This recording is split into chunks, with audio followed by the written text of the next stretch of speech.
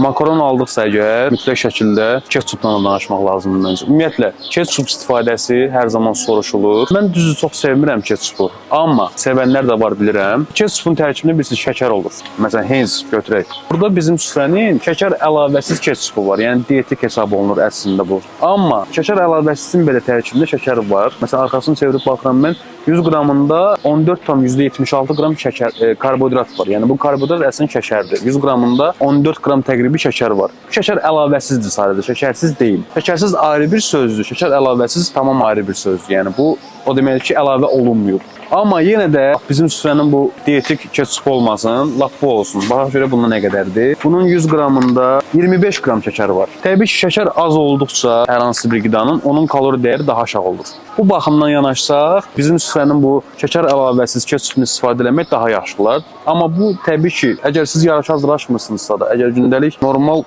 həyat rutini olan bir insansınızsa da, məncə bu qədər detay getmək biraz mənasızdır. Yəni adi ketçupdur, alın, onsuz yəqin ki, hamısını yeməyəcəksiniz də bir dəfiyə.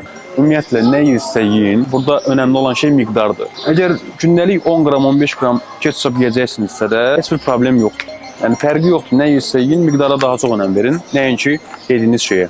Çünki kalori daha vacib.